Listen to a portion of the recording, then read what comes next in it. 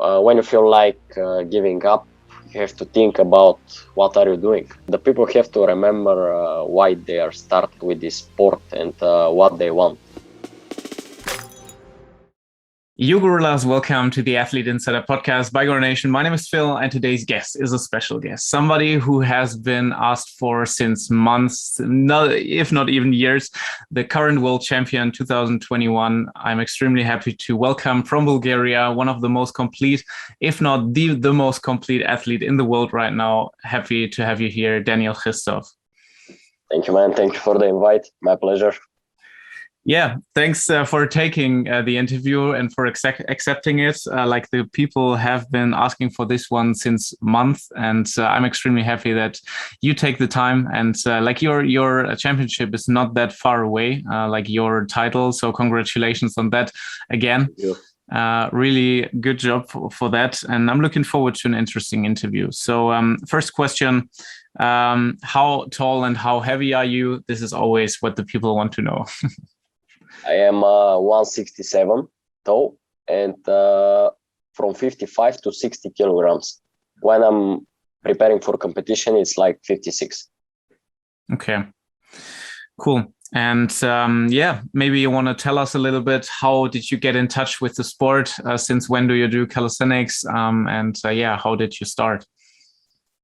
I started with street workout and calisthenics when I was 18 years old. I just go outside and saw the people training on the bars, and I was like, okay, let's try it. And starting with some basics for 2 months, then trying some elements, and that's what happened. Wow. Right now you're 20 years old, right? Yeah. So you're doing calisthenics since 2.5 years. How long? Yeah, 2.5. Wow. That's insane. And this is where we can already start with the questions. Like, how is it possible to come on such a high level after 2.5 years? Actually, I have a gymnastics background, and maybe this is one of the most important questions for the community. How is that possible? The gymnastics give me a lot, like, mobility, strength.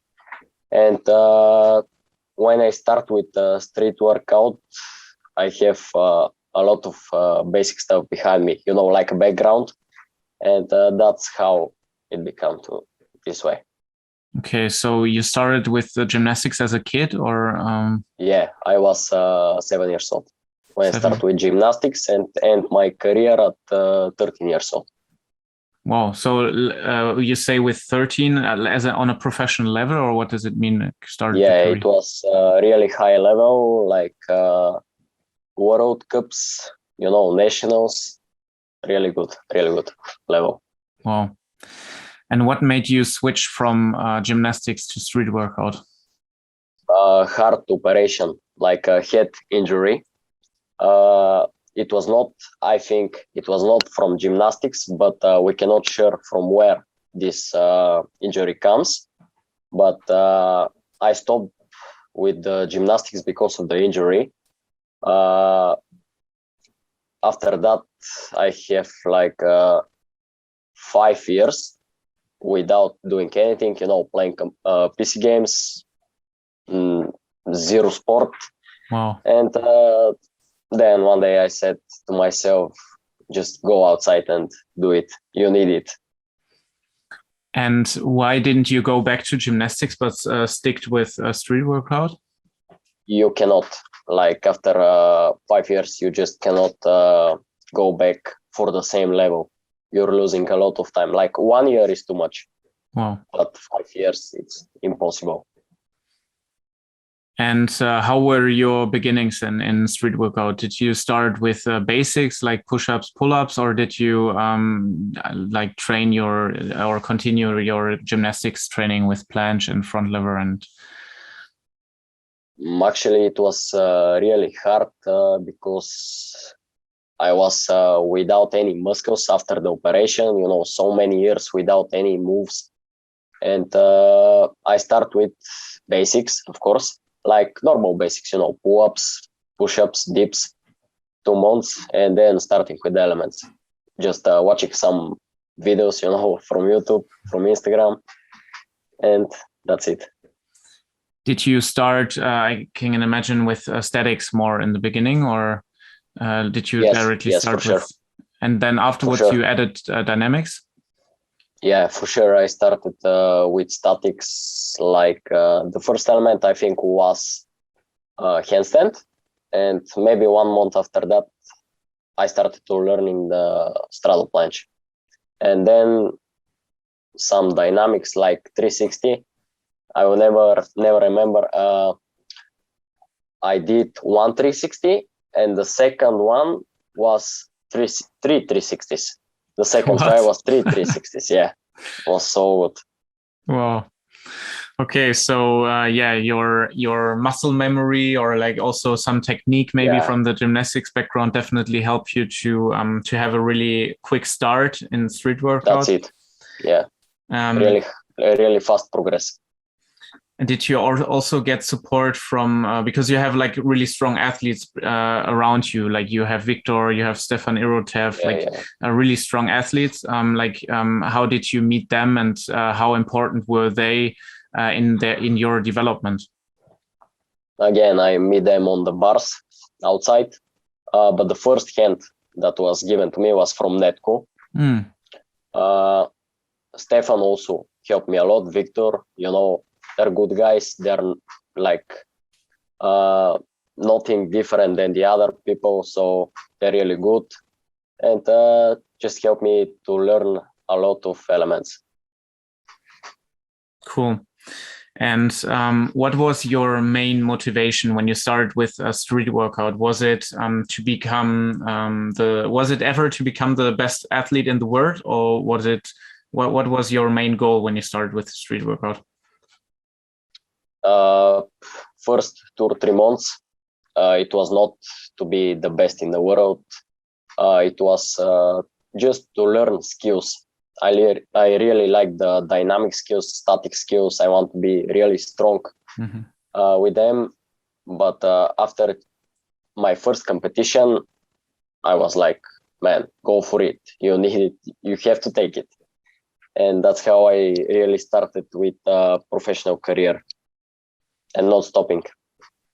True. Let's switch back a few years. You also did a really emotional Instagram post about the time with your injury, which I can imagine was like a really difficult time for you. Do you want to share a little bit Of what course. was happening inside of your head? What was this time like? Again, one of the most important questions for the community and for me. I want to tell the people, I was 14 years old when I made my operation in Austria, in the hospital. It was 5 hours heart operation, really dangerous one. After it, I was on bed 15 days without any steps on my legs. So that's why I'm telling the people I'm starting from zero again.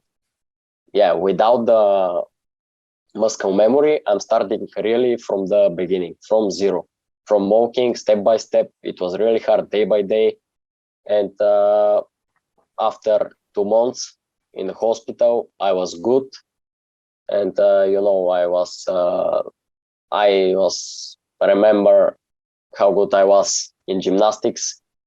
And maybe that's why I'm in the sport right now. And I have really strong mindset, because of the operation. It teach me a lot, for sure.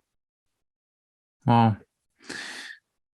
That's I don't even know what to say to that, because it's really something where a lot of people maybe may give up. It's a situation that they because you also said, like, did you ever because you were also gaming, and like as it sounds to me, like you weren't living to your fullest potential for a lot of time after the operation. Sure.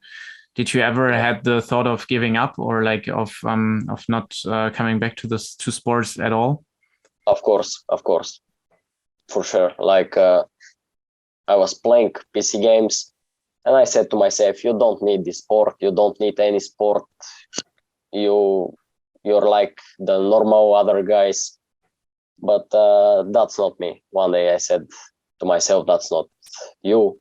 Let's go push it. And that's it. And what were the most important things to come out of this situation? Was it the support of your family? Was it friends, or was it just your mindset? On your own? Yeah, my family helped me a lot for sure. In this situation, it was really hard. And only after so many years in sport, you know how hard gymnastics it is, and discipline. I need that discipline again. I was really disciplined, and that's how I do it. Cool. Big respect for that, honestly. It's like really touching and motivating to see your story, and I think it's really important. And I really respect your transparency and your that you're so open to share your emotions behind it. Of course. So yeah, big respect for that. So yeah. Switching to today.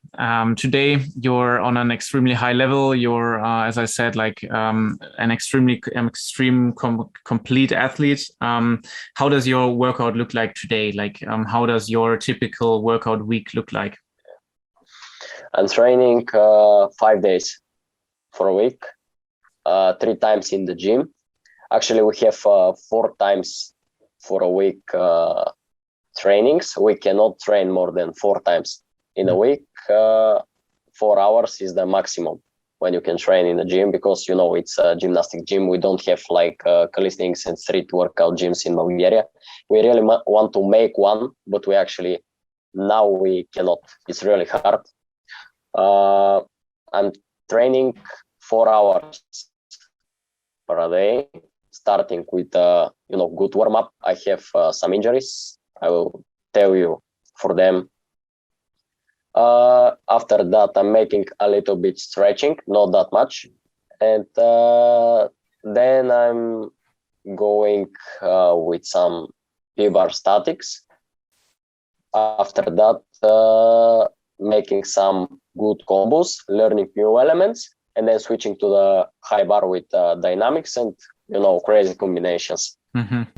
After that crazy combinations, we're going back to the P-bars, again trying some combos for endurance, and a little bit floor game and stretching after that, like a lot of stretching.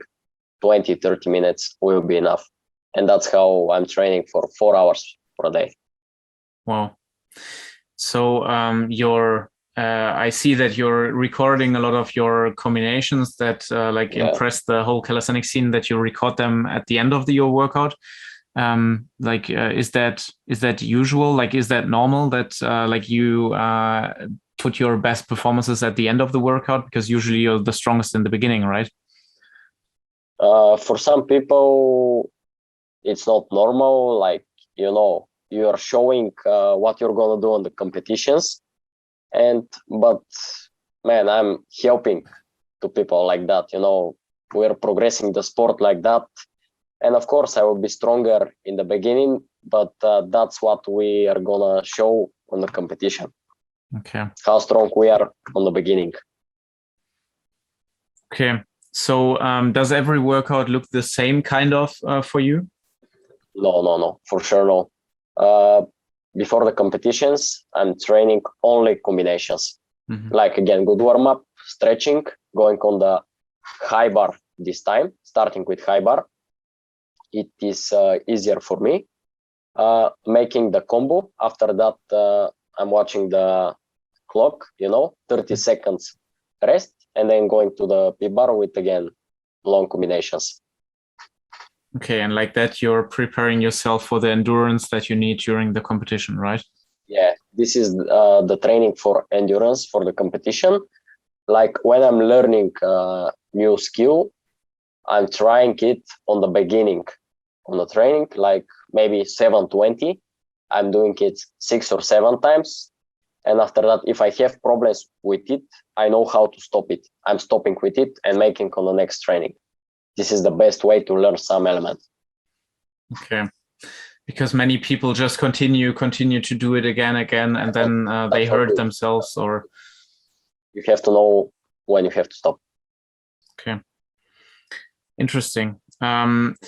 What do you think is the most important factor that's brought you to the level that you are today? Is it your smart training schedule? Is it your physique or genetics? Is it the gymnastics background? If you have to say like one thing, what is the most important of your, what is the secret of your success? Smart training. I said smart training. That's it. Mindset. Okay. Cool. Yeah, a lot of questions also about your planche, which is really impressive. So do you want to tell us a little bit about your planche journey? How long did it take? Is it like an easy move for you? Are you more the push person? Maybe you can tell a little bit about your planche journey. After when I start street workout after 2 months basics, then I start with handstand and planche. I made planche for 1 month and half a month. I start with some tuck planches, dropping the straddle from handstand negatives. Mm-hmm. And this is maybe for me the best exercise if you want to learn planche. From straddle to full planche, I already have 15-second straddle planche, so I have really strong straddle planche. After that, I like 15 days to learn the full planche. From straddle to full planche, 15 days. Wow. With strong straddle, 15 seconds. Do you know anyone that learned the planche that quickly?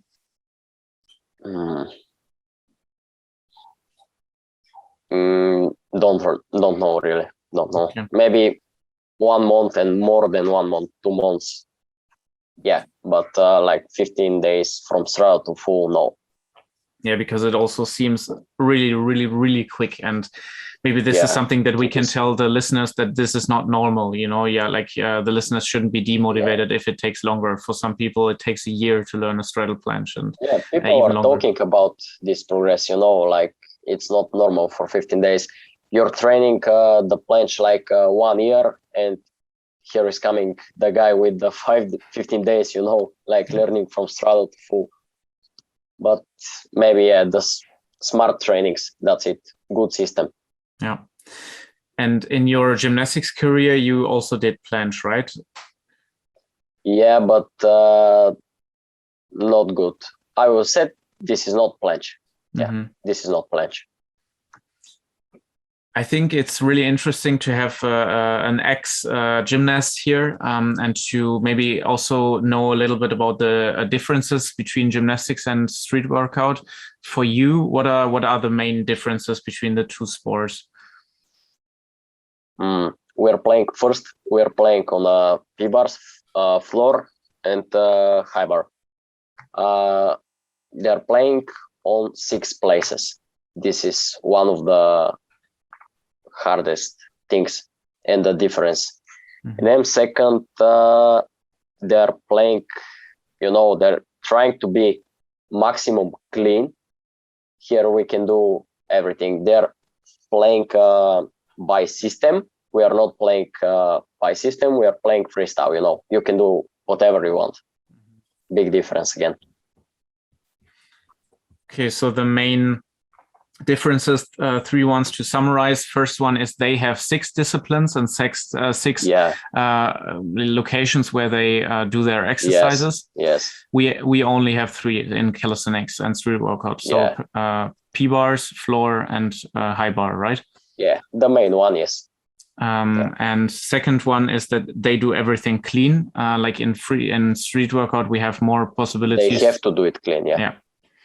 Okay. They have to do it clean. Like have to do it clean, what does that mean? Like it doesn't count on a competition, or what does it mean?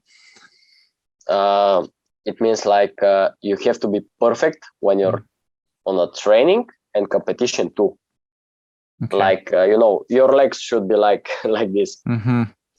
Okay. Here we don't do that. Because in Also street workout, dynamics. in street workout, if you have like training form and competition form, it's like two different things. Or like even on competitions, I think the rules are not that strict for not clean exercises. Yes. And the third difference that you said is like for us it's more freestyle. We can do whatever we want, and for them it's given elements, right? Yes. And system. True. That was it. Interesting. Your opinion on stretching. You said that you stretch in the beginning of the workout and at the end. How important is stretching for an athlete? Really important for injuries, for sure. When you have a good stretch to your body, you can cover yourself by injuries. That's it, for sure. Okay. So you do upper body and lower body, or is there anything specific that you need to stretch? Both together. Okay. Yeah, upper body and lower body. Interesting. What was the hardest skill for you to learn? What was the skill where you struggled the most? For dynamics, muscle up 540 for sure. It's really scary, Maybe for statics, Hefesto. Hefesto is the element. I don't really like it. I can do like 2 or 3 Hefestos, but I don't like it. Okay. Have a lot of pain on it. Where do you have the pain? On my elbows. Actually, I have a really bad injury on my left elbow from 9 months. Wow. It is tennis elbow. That's the name of the injury. It's really painful and really hard to recover. Sure. So for 9 months, you're performing with pain? Yeah, a lot of pain. Yeah, and I know that tennis elbow is something that you need so much rest. Rest is the only thing that helps for it, and stretching maybe also. But okay. What's your opinion on leg training? So, how do you consider leg training in street workout? I think you can train legs 1 or 2 times for the week. It's okay. If you think about you can feel heavier with your legs, I think this is not actually possible because you have to stop doing street workout and training only, legs. So it's okay. You can train it. Okay. Is it even possible to to train legs on your level? Like, does it help you, or is it like more a disadvantage? Not helping. Maybe it is helping how you're gonna look only. Okay. Yeah, that's. And for you, what's more important, the aesthetic or the power, like the performance? The performance, I think. Okay. For sure. Yeah, I can imagine. So injuries. You talked about your elbow. Is there anything else that you want to tell about your injuries? What injuries did you have, and maybe also what did you learn from them? Only one injury, really bad injury, the elbow, tennis elbow, and normal injuries on my wrists. That's it. I don't really have other heart injuries or something that I have pain from it. Do you think there is a reason why you don't have that many injuries, even though you're on such a high level? Is there anything besides stretching that you would recommend? Yeah, of course. Good warm up, running a little bit to make your body hot and ready for preparing good combos. Stretching before and after the training. Training 5 times professional in the week, not 7 from 7. This is, you're going to kill yourself. And that's it. Okay. And stretching, do you do dynamic stretching or static stretching? Like, do you do a lot of movements while stretching, or do you stay in the maximum stretch position? Both together. Yeah. Okay. Cool. Yeah. People also asked about supplements. Is there anything you would recommend? Is it important to take whey, like to take protein, protein powder or creatine, or is there anything that you would recommend? I am drinking protein, whey, Mhm. 2 or 3 times for a week when I'm eating, and I can recommend collagen for sure. Collagen. Collagen. Okay. That's it. Yeah, Why? that's all. That's all. Why is Like it? it help. The only one thing that is helping to recover my injuries, this is collagen. Okay. Interesting. Yeah, maybe you want to share a little. What are the goals that you're currently working towards? What are maybe the next skill that you want to unlock? 720 for sure. 720 Supra 540. I want to get it back. For statics, stronger one arm planche and maybe next level front lever. That's it. Cool. Did you already catch a 720 in your career? No. Okay. Soon, I think soon. Nice. That's cool. Yeah, that's these were like the questions from the community. I'm extremely interested in like getting more training insight. How is it like to train together with like really high level athletes? Because you're in Bulgaria, especially in your iconic gym, you have like a lot of athletes who are really strong. Like, Yeah. how is it like to train with people who are on such a high level? First, I want to explain something to the people. This gym is legendary not because of the bars. We don't have really good bars. They're normal, nothing special. It is because of the atmosphere inside. You know, when we are like 40 people inside, we are really motivated, supporting each other. You know, Victor, Stefan, Netko, and the other guys. It is like the bomb inside. That's nice. And I think a lot of people would wish such a cool community and like training together with friends.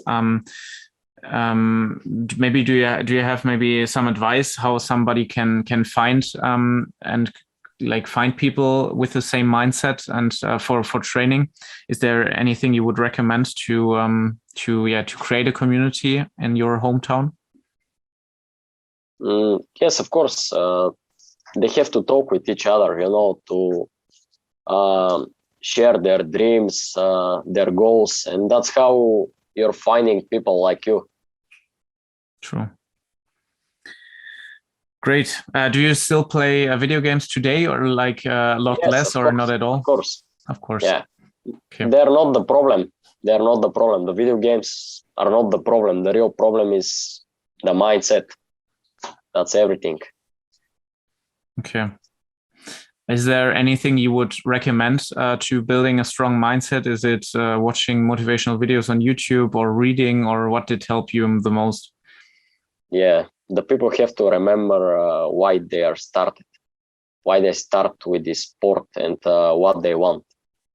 When you feel like giving up, you have to think about what are you doing, why. You have to follow your dreams, and you know that's it. Great. Thanks for sharing all of this. I'm extremely happy again. And at the end of the interview, we always have some quick questions, quick answers. Okay. Yeah, what is your favorite food? Hard question. My favorite food is sushi. Sushi. Okay. Yeah. Are you a dog or a cat person? Both, but I have a big cat in my house. Really big cat. A big cat. Wow. Yeah. Nice. Little lion. Yeah. What athletes inspire you in your workouts?